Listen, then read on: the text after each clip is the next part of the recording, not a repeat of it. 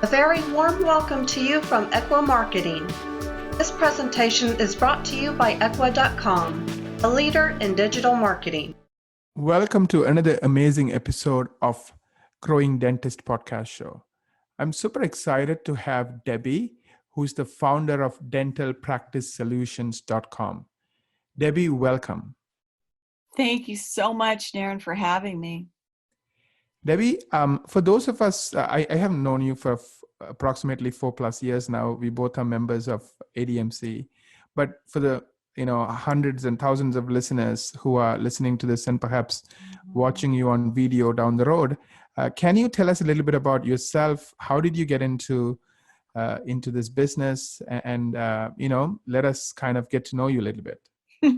Well, it goes way back, and I'll try to keep it short, but when I was 12 years old, I decided to become a dental hygienist and then graduated from USC and became a dental hygienist. I was teaching at the University of Southern California in Los Angeles up until about 2005. And then in 2007, I helped start a dental hygiene school here in Portland, Oregon, where I live now. And after being in dentistry for so many decades, I just, way back in the 90s, I wanted to start sharing my knowledge and get paid for it. And that's why I started working at the University of Southern California. And I, in 2000, went to the Speaking and Consulting Network meeting, and I learned some things that I need to do if I want to become an expert. So at that point in time, I went out there and started speaking and writing. And it's just evolved into a worldwide dental consulting firm. Dental Practice Solutions has, and my team has dramatically grown since that time. And I've left the education field and I focus full-time on increasing profitability and efficiencies. It's a holistic approach through the dental hygiene department. Yes. When I did more research on you to prepare for this interview, and then talking to you, if there's one sentence, I think it's the fact that you are like the queen of dental hygiene, but at the end of the day, you're focused on profit. So you don't stop there. You build from the dental hygiene department, but then you get everybody involved. So the profits the practice makes grows. Naren, you're spot on. I just have a deep passion for not just making a practice have a profitable hygiene department, but that their bottom line is productive and that doctors at the end of their career can rest in finishing well. Yeah. Can you share with our audience the story just that you shared with me about, the two practices you were working with and how, within less than a year, you were able to change their lives? Yes, I would be happy to. So I have a wonderful female dentist that I'm working with her practice, and they're in Brisbane, Australia. And she just wanted to have some systems and strategies for her hygienist to be more profitable. And long story short, we finally have the right hygienist working in her practice, and we have the systems in place. I've had the opportunity to go out to Australia, and that made a huge difference going there hands-on to Australia and working with the hygienist. When I started working with her, the average per month was about $90,000. And because of having the strategies and the systems in place, not only with the hygienist, but when I work each month with the team, we have calls just like you and I are doing, Naren. We talk, and sometimes we see each other, and we are bringing the whole team so that they're driving the practice and doctor is doing the dentistry that she loves. She's able to do high-end dentistry. The hygienist is doing the laser whitening. And when I was there in Australia, we identified a lot of undiagnosed perio. And that hygienist, I worked with her hands-on to actually increase productivity through the perio treatment and also some other adjunctive services. Even they're using the oral ID to detect oral abnormalities. So the hygienist is now producing approximately $3,000 a day, and they basically just wiped out patients canceling last minute to change appointments, and definitely those no-shows. And the majority of their patients, I can safely say that 95% of their patients, even probably more than that, if they hear this, I'll probably say it's more, but they accept their treatment that's planned with the hygienist and then the doctor coming in to say, yes, Elise is correct. You do need to have this done. The patient, by the time doctor comes in, is already set up to say yes to that treatment plan because of our process and system that we put in place. And last month, doctor produced $220,000. She was running $200,000 behind her fiscal goal, and she actually met her fiscal goal.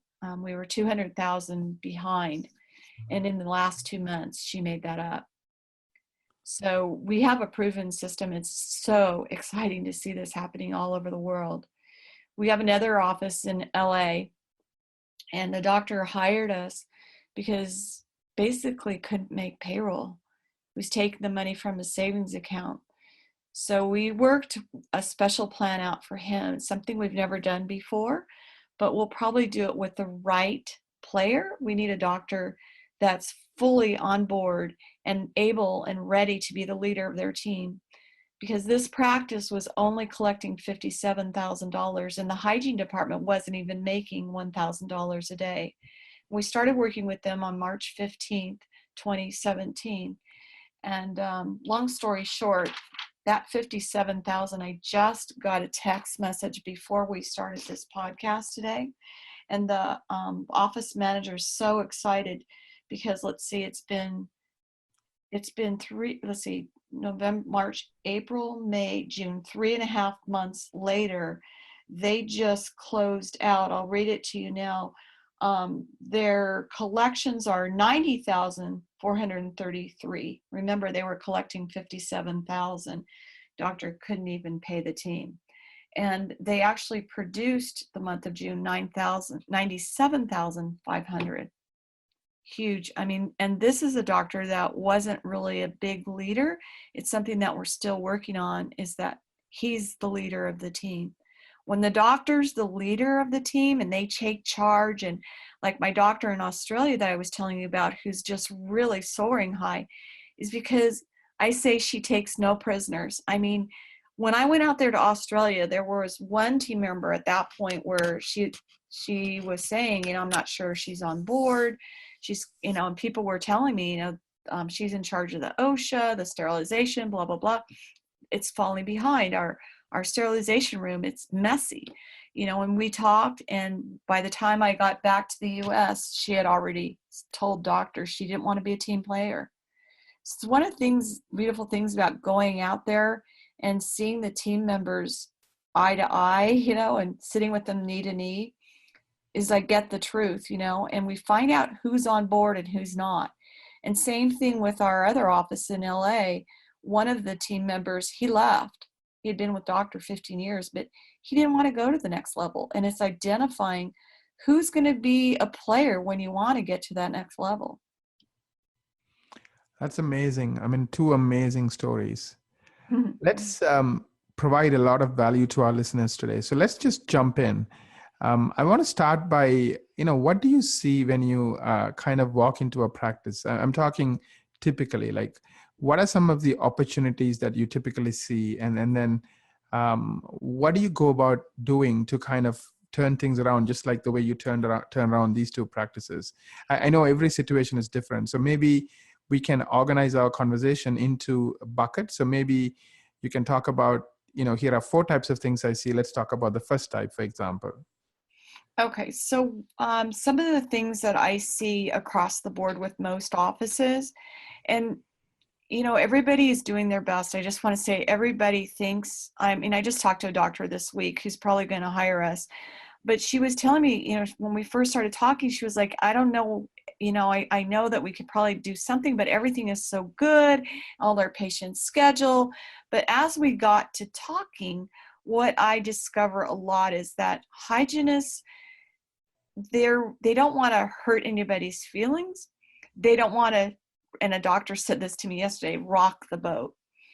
And so we love our patients. Many of the hygienists have been with the doctor 10, 14 years, and they're friends. And they just don't want to tell the patient, gosh, you really need to come back for another visit. And I just finished writing an article on it. It's like we've been talking about inflammation, but we never had some way of talking to our patients about reimbursement for treating inflammation when there's not bone loss and full-blown gum disease, periodontal disease. Now we have this gingivitis code to help us support that oral systemic health link. And there's a code in the United States for us to bill their insurance for reimbursement. So that's one of the things that's been a very powerful change in our clients this year, is showing them how to utilize that code to discuss inflammation and active disease in their mouth and prevention of bone loss in their mouth, and spending more money and time in the dental office by using that code. And there's a whole process that goes around that with the hygienist, things that they need to say and do. And then with the front office in scheduling, because it's not just that we see that patient one time and they come back 6 months later. What is that entire process? In fact, we helped the office in LA. I was there on a Monday, and I was there supporting the hygienist. So we reviewed the x-rays, we reviewed, I was there in the room reviewing and documenting the perio charting for the hygienist. We identified this was a gingivitis patient, and then worked with the front office on what needed to be sent to the insurance company. And I want you to know that on Tuesday morning, the lady who did the insurance billing said, Debbie, we just got $140 deposited into our account. It came through. It was within 24 hours they were paid, not for a prophylaxis, but a higher fee, the gingivitis code fee. That's amazing. So that's one way they can score some easy wins around treating inflammation and helping the patient with the whole body health. Yeah, so it's helping the hygiene department and listening to what's being said and kind of tweaking what's being said, but then also bringing the whole team in, because when the whole team's engaged, we have a team-driven practice, not just the doctor leading and then employees who are clocking in and out. Right, right. Do you change the compensation program for the team, or how do you get the team engaged? Is that? Well, I don't necessarily change it, but I believe that if we're going to be earning more, that the team needs to, that's what's in it for me, I mean, the team's not going to keep doing $95,000 in production if there's nothing there for them. Right. So usually, until we know that the doctor's financial situation is stable, what we'll do is, like give them a gift card. Like the doctor in Australia, she gave them gift cards, several gift cards, different types. And then they're all going to a special concert. It's a really big deal to go to this concert in Australia. I can't even remember the name of it, but she's taking them all like in September. And my other doctors have given the team a spa treatment. They had a limo come and pick them up and they didn't know where they were going, and they went to lunch, and then they got treated to manicures and pedicures, things like that. And then once we know that the doctor's P&L is looking where it needs to be, and their overhead's not 70 or 80%, then we can talk about increasing salaries. And what I'm finding works out really well for hygienists is that they get a base salary with a percentage, and we have a combination of that, and that I find to be very inspiring for hygienists to want to produce, for example, $3,000 a day, which is possible. Right. Absolutely. Now, when you walk in, do you find a lot of schedules with a lot of holes in them, like the hygiene schedules? Yes, I do. I find that the front office people are making a lot of calls every day to fill holes in the schedule. They're receiving calls from patients who want to change their appointment. So we've created a system and a process around that. Can you tell me more about kind of how do you fill those holes? Like typically, how do you go about, changing behavior? So the way that we've found to change the behavior is something that I call an R2R, and it's a reason with the number 2, return R2R. We work through a fun activity to understand each other and then to understand our patients. What is their hot button? What are things that are valuable to that patient? And there's a whole process which starts with a connection and then communication, and it goes from there. So we take them through a process of connection and communication, but we're learning what we need to say and do to communicate with our patient. Some patients want to know everything and see everything, and other patients may just want you to just tell them what they need and they'll do it. That's not every patient. We would love for it to be. However, there's a way for us to understand how to speak to our patients and what type of communication to use with each individual patient. So we kind of have a feel for that. And then we speak to the benefits of their value and what they need. And that's the reason to return. And that is because we've spoken to what's valuable to them, there's a bigger reason for them to return. However, we also have a system that I've kind of finessed. You probably have heard about it before, but we call it Forever White. And it's for the lifetime of that patient coming to your practice. Not only do you offer them free whitening, but each time they come to see the hygienist, twice a year when they see the hygienist, they'll get a syringe of this whitening gel. Now, we had a company come to us and they customized the syringes back in 2013. They said, would you be willing to offer this to your clients? So we took a look at it and we launched something which I've actually finessed the system and the scripts and the forms to enroll the patient into this program, Forever White. And so it's on our website under Grow Your Practice where you can learn more about it. But we teach them what to say and do to keep patients coming back to their office. And patients love it when they get something for free. In fact, we have a specific way that we put a treatment plan together so patients see all the valuable things that they're getting in their treatment plan. So for example, a patient who needs gum treatment, we say gum treatment, not periodontal treatment, because that usually doesn't mean much to a patient. So that's one of the things that we say is gum treatment for the active disease in your mouth. It includes, and we have a whole year mapped out, and included in that treatment plan, I let the hygienist pick, but it's one of the power toothbrushes and or a water pick. And that's included so that the hygienist can show that patient how to take care of their teeth at home. And they're sharing with the patient that 80% of your outcome is what you do at home, and here's what you need to do at home. But we're creating an annual plan for the patient, and they know that they're getting X, Y, and Z in addition for not only paying for that annual treatment plan up front, but they're scheduling it as well. And this is what has turned $90,000 into $220,000 in 1 month. That, I mean, it took a few months to do that, yes, but it's that shift of telling the patient you're not just coming in for this quadrant and then you come in for that quadrant and then the next quadrant. No, we're telling them what they need for the next year to be healthy. We're scheduling the gum treatments, and they also know that here's the plan for the next year. And here's what your responsibility is at home, financially, etc. And that financial coordinator is creating flexible financial arrangements and offering them special financial arrangements, some special financial bonuses for scheduling out the year.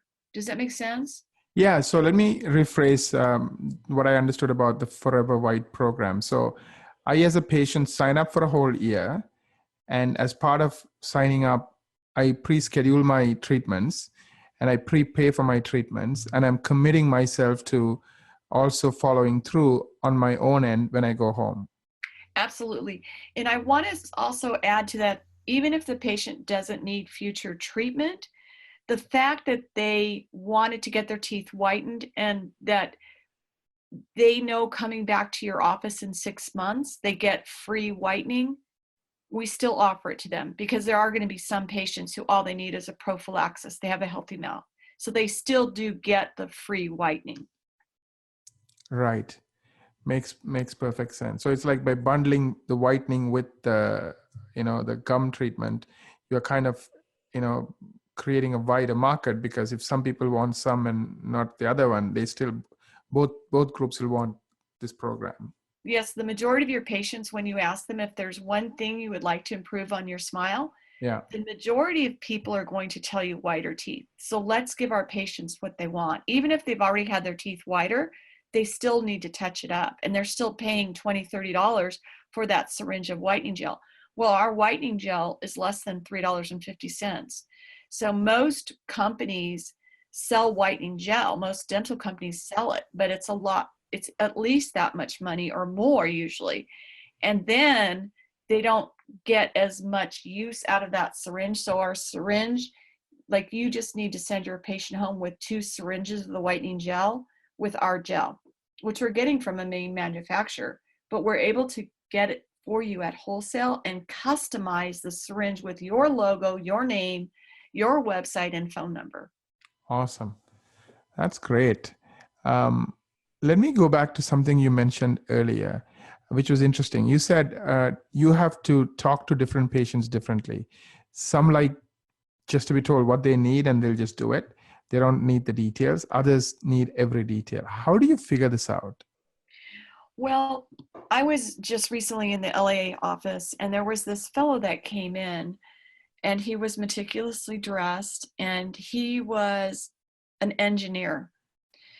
And he wanted to know every little detail about everything. He wanted to talk about the whitening. He wanted to talk about the oral abnormalities. He wanted to know how the little flashlight with the fluorescence light, you could detect, you'll say one thing and they'll start asking you questions. A lot of times you can tell by their occupation. I've had medical doctors as my patient, and they have basically told me, don't tell me what I need to do, just do it. So Right. it's listening to how they speak. There will be some women who you'll have who are dressed beautifully, just impeccably. And they love to chat with you. And I think there's somebody who wants you to sit, they really want you to sit with them, and they're going to value just sitting with them and connecting. Don't put the bib on the patient, just sit and connect with them. There are some men that are going to be like that too. My husband is a very friendly, outgoing man, and he would love it. He wouldn't tell you this, but if you sit there and just talk to him for 60 seconds without the bib on, but asking him, hey, what are you doing this summer? I mean, he would love to tell you what he's doing this summer, because we have an exciting summer ahead. And it doesn't take long, but I tell you, that connection point, that's what I was telling you about a few minutes ago.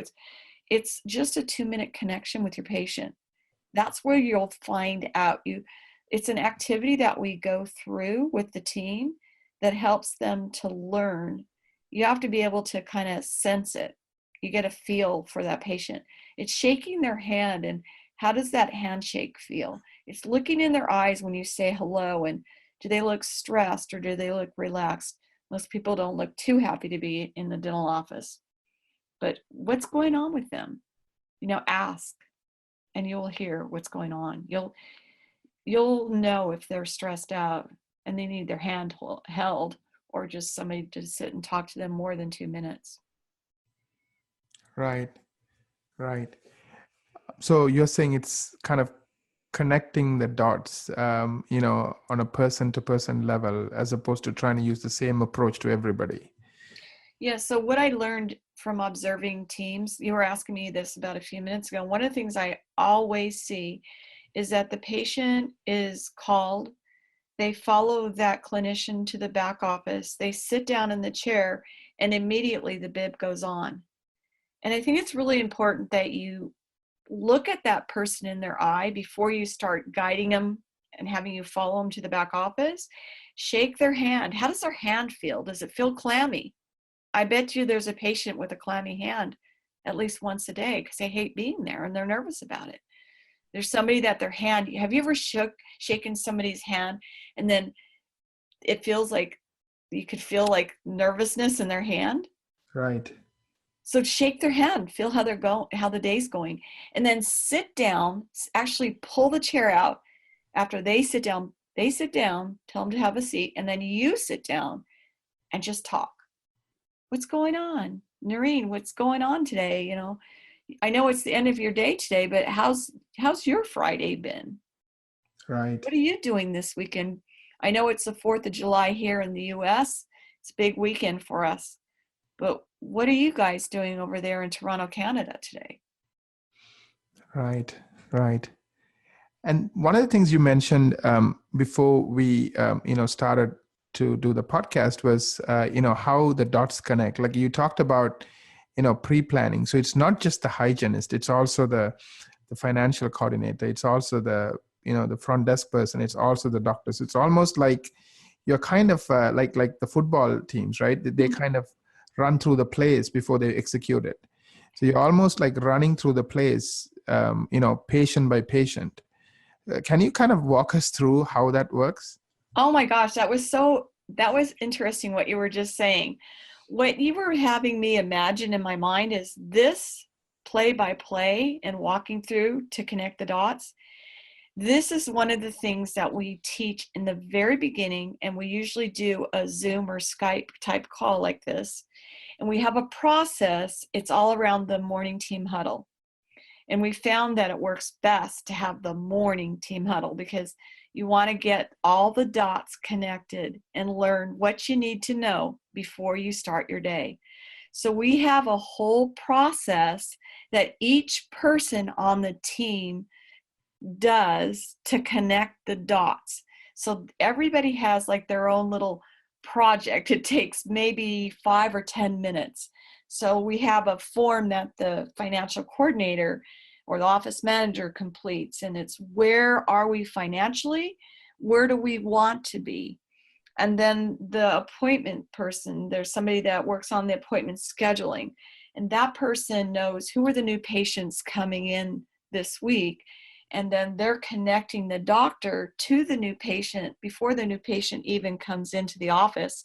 They are telling the team about the new patients who are about to come in, and then they're actually texting doctor those new patients at the beginning of the week, and as patients schedule for that week during the week, they're letting the team and doctor know, and doctor's actually calling to connect with that patient. So there's a dot connected to the new patient from the doctor before they even came in. We've connected the dot from the financial coordinator to the team, so the team players now have a football, each have a football to throw or make a touchdown to meet the financial goal. We know the hygienist has analyzed who are the family members of my patients coming in today that need an appointment. Do they have outstanding treatment? What treatment does this patient need that's unscheduled? It goes on and on and on. Each team member has all these different dots. They're seeds that we threw out from that envelope of beautiful flowers to be planted. We took the seeds and we put them on the floor, but everybody needs to pick up their seeds, and then they're going to actually put them together and water them in the team meeting to make a beautiful bouquet at the end of the month. Like I just shared with you, our office that is collecting over 90,000. Right. That's wonderful. So it's really everybody's kind of pre-planning their day and rehearsing it. So when they go to play, they're not really, kind of improvising or doing the wrong thing. Absolutely. I mean, one of the other things I see happening, and we had a very upset hygienist in an office recently because she kept having to leave her patients to go get somebody to help her with her comprehensive periodontal charting, to examine for gum disease on these patients with perio. Takes, probably 10 minutes with somebody who's there charting it, and 20 plus minutes if they've got active perio. there's furcations, recession, mobility, not just pocket depths that we've got to chart annually. It's our responsibility. And we want a team to do this, not just the hygienist alone. So we actually know who's going to come in there at what point in that appointment with the hygienist. Which patients need perio charting? Which patients need a doctor exam? We already know because the hygienist has audited what they need before the team meeting in the morning, and then they're talking about it during that team huddle, which, by the way, when we work on this, we get it finessed to down to 10 minutes. If there's one doctor, one or two hygienists, two assistants, and then maybe two front office people, we'll get it finessed so it takes about 10 minutes. And it's a fun. We actually have some fun with this meeting as well. That's wonderful. What are some of the what are some of the things that you find to be critical success factors? Like, I mean, if you look at your most successful doctors, I know you kind of mentioned one. You felt the most successful doctor is a doctor is a leader. He gets his hands dirty or her hands dirty and they're driving it. But what are some of the other things that you feel your best customers seem to do that maybe not all your customers do? So the doctors, the practices that the doctors own, the ones that are doing very well, like we're talking, over $10,000 a day consistently. To do $10,000 a day consistently, we need to have, like I said, the doctor needs to be a leader. But what does that mean? Well, there are many things, too many to go into detail, but there are some books that I could recommend that they read, but also they need to have some coaching, and we have coaches that we recommend for leadership as well. So I'm happy to make those recommendations if people want to contact us. But it's the doctor understanding what that means to be the leader, that they're able to make, some of the qualities are the ability to make a quick decision. Somebody who is talking to us about changing things and getting to that next level of their practice, if they're talking to us for 3 months, they're usually not good at making decisions. Dentists, a lot of doctors, I'm sorry to say, but they are not good at making a quick decision. They take too long to think about things. They'll take too long to decide that they shouldn't have this team player. Like, I'll have doctors, they'll say, the first thing I want to know when you hire me is, should I keep this hygienist or should I let her go? And I meet the hygienist, and a month later, we're not getting our reports. The hygienist isn't doing their audits. And I'm saying, Doc, it's not, she's not playing. And we need, I'll try to work with the hygienist, talk with the hygienist, no change. And the doc has a hard time letting the hygienist go. One of my doctors said, I just think it's me paying for my sins that I need to keep this office manager. And it's like, no, the person I know up there isn't making you pay for your sins by keeping an office manager who doesn't care if patients come back, who doesn't want to talk about a treatment plan that's over $1,000, that allows patients to walk out the door with massive mush. We actually came up with this word in training, massive mush under their crown, active decay under the crown for the last 2 years. It's $1,088 to get that crown replaced. And how can she speak to that patient? How can she offer a payment, flexible financial arrangement so the patient can get that done? And we had a situation the other day where the hygienist wasn't making the decision for the patient to have some teeth scaled and root planed, and the patient came back 10 months later and it's full-blown perio now. So if the doctors ask me, should I keep her or should she go, they have to be able to make that decision within 2 months. Right. That's part of the leadership, is making those kind of decisions. Mm-hmm. What are some of the books you were mentioning that perhaps they could read? Good to Great. Another great one is Traction. 80-20 is another one. I have a whole list of them. I don't have it in front of me, but those are some of them. I've been really enjoying Traction right now. Right. I read Good to Great like 3 times. It's like an amazing book. Yes. It's Jim Collins studied, the great companies and the good companies and what separated them. You know, John Maxwell also has some, it's like the 12 Disciples of Leadership, something like that. John Maxwell has some really good books too. All right. Thank you for sharing that with us. You're welcome. We talked about decisive doctor, right? That being a critical success factor, as opposed to, a doctor who kind of overanalyzes and thinks and then doesn't do anything, right?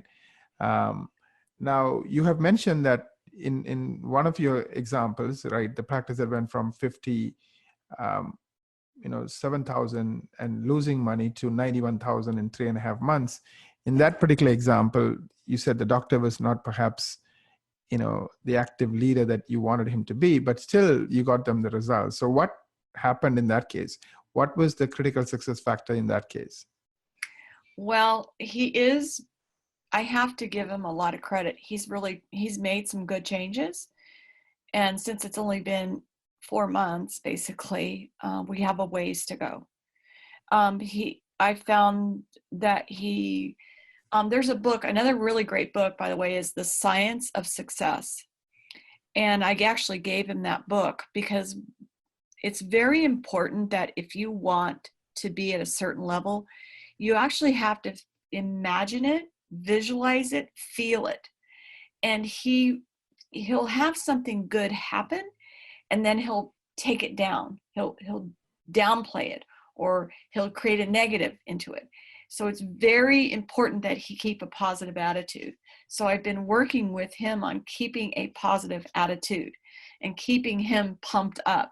But I've also been able to work really hard with my team and myself. We have a lot of contact with the front office, and it's keeping those ladies pumped up. And they're constantly telling me, in particular, and sending me notes, what's happening each day. And then I'm creating some procedures and processes. So there was a problem with the way that patients were being dismissed. So it's creating a process around that. And the doctor was like, oh, no, I don't think we need to do that. I'm like, this is an accountability measure. And I just tell him we have to do this.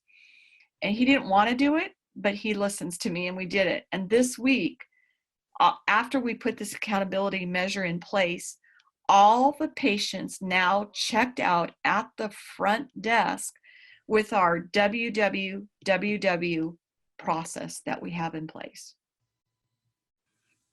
That's awesome.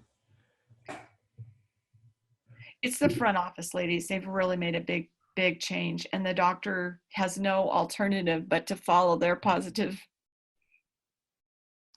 One of the things that we use is every meeting, we start with what we call a positive focus. So we start with what went right and how do we build on it. I love it. Because that completely turns the mood to, something positive. And when your mind is happy and positive, you get creative ideas. When you're, depressed and thinking of who to blame, you will never get creative problem solving ideas.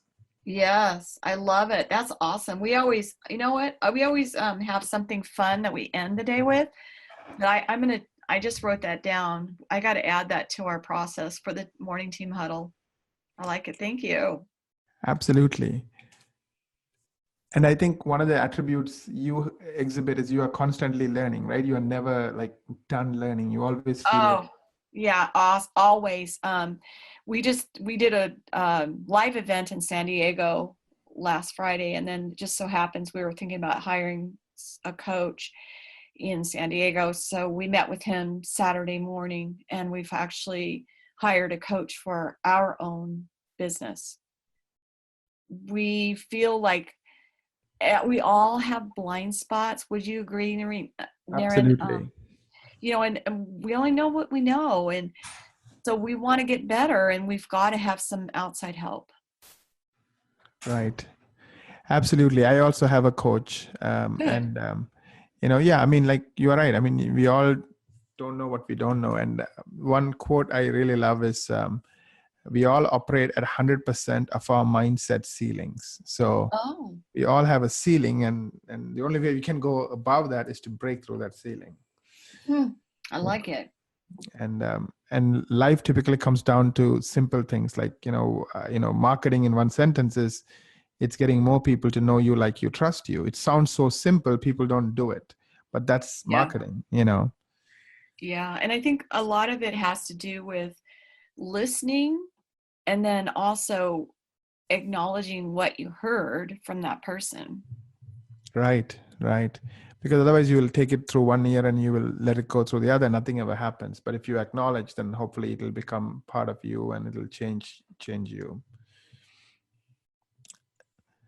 Let's talk about your critical success factors. What makes you tick, meaning you and your team? How do you organize yourself and your company and make sure that, because you don't just, start, give them some tips and walk away. You stay with them till their business turns around. So how do you do this?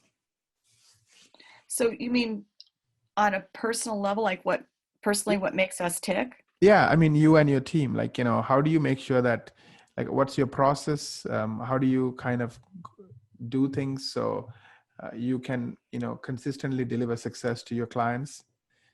So we have a success, it's a success strategy coach, and she works with our doctors in the very beginning to make sure that they're a right fit for us, and that we want to work with doctors who are wanting to do what they need to do to get where they want to go.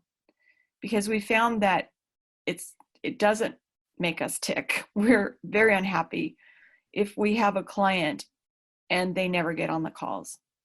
We've had clients where they didn't show up when we were there in the morning. They weren't there. And we can't work with that kind of doctor. So we have somebody that first works with the doctor to make sure that they're the right fit. And then I have an administrative assistant that works with the clients. For example, we have some new clients this week. So she gathers some information with the office manager so that our team can learn about their team. And then we will schedule a Skype for me to actually see the entire team. So I get to know them and see them.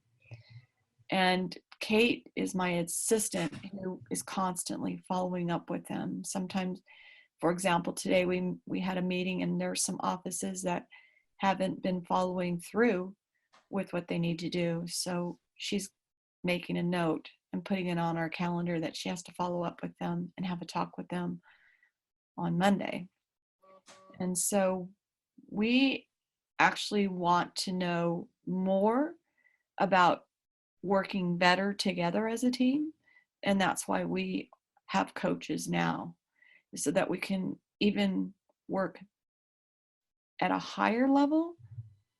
And we have a well-oiled team, but how can we be better? So this is an overview, like if we're looking 50 feet above at our team, how it works.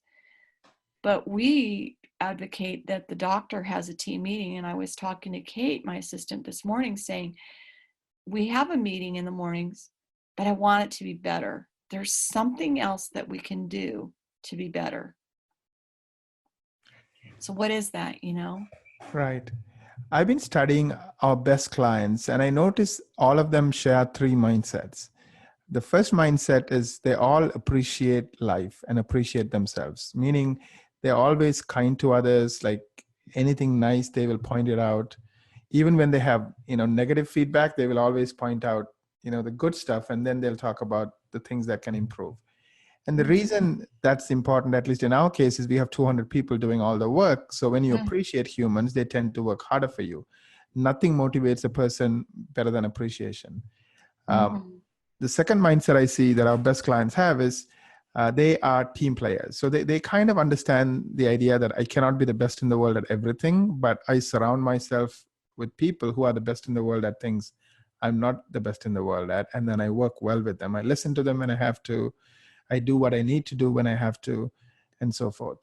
And the third mindset I notice is they're growth-oriented people. They're not the ones who say, oh, well, the glass is half empty, and who do I blame? They're the ones who say, it's half full. Who do I thank? And how do I get the rest of the half full? Right? They have a different mindset of life. Mhm. So it's interesting. So, and you, I'm sure, have thought about this. So what are some of the kind of mindsets, if I may, of your best clients? I know I'm putting you on the spot. Well, I think it's a lot of what you're saying. I mean, like I was telling you about my doctor, the client in Australia, it's who she surrounds herself with. And the people that she's now surrounded herself with, her team wants to grow. They want to go forward. They want to be better. And so it's who she's surrounding herself with. And she, by the way, she always has a coach as well. And she always is masterminding with other business people, not necessarily dentists. I can use her as a great example because she's so positive. I mean, like I have this thing, and I don't know if you've seen it, where it's Wednesday Watch. And on Wednesdays, I ask, what are you watching? And I will promote somebody else's podcast, not necessarily a podcast that I was in, but somebody else's. And so she's the same way. She'll always promote people. She actually surprised me with an amazing video testimonial about 3 weeks ago. My new website's going live next week, and we'll have it on there. I mean, she just so, those doctors who are doing well, they're the ones that are saying thank you. They're saying thank you to their team members, and they're saying thank you to me. And that's how my team is. Never do I let my team leave the office without saying thank you. I so appreciate them. And I think I tell Kate every day, you have a 20-year commitment with me. I can't, it's like, I just need her and I want her. And she so wants our business to grow.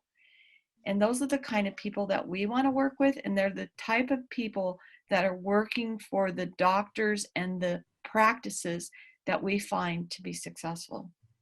That's amazing. So I guess we both share similar mindsets between our clients. Absolutely. Yeah. That's great. So appreciation, growth mindset, and teamwork. So team Those players. are my successful clients. That's what they're doing. Right.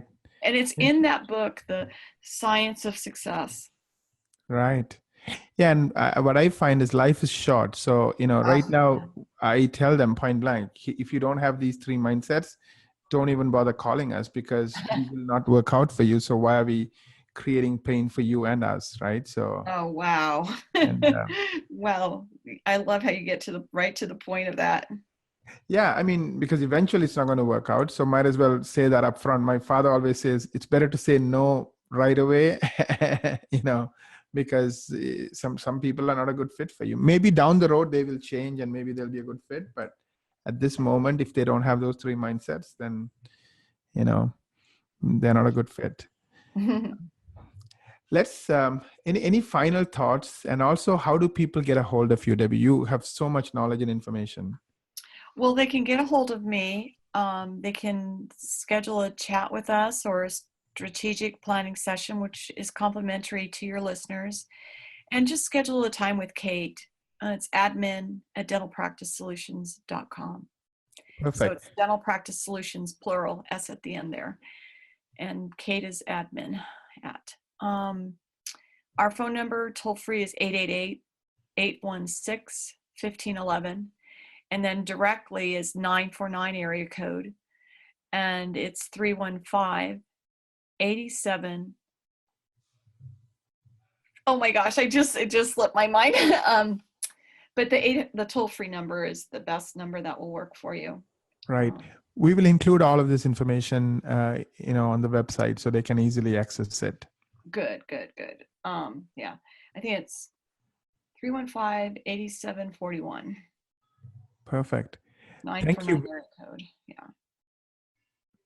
Thank you very much, Debbie. This is a pleasure talking to you, and I hope to have you again soon. Yeah, and I just want to say our website is dentalpracticesolutions.com. So we'll have a new website up next week. I'm really excited about it. That's awesome. Yeah, your current website looks okay, but I guess the new one is going to look even better. So that's awesome. Yeah, it's time for that website to be refreshed. Right. Thank you so much for having me Naren, I really enjoyed talking to you and getting to know you. Thank you very much, Debbie. Thank You're you, everyone, for listening to another episode of Growing Dentist podcast show.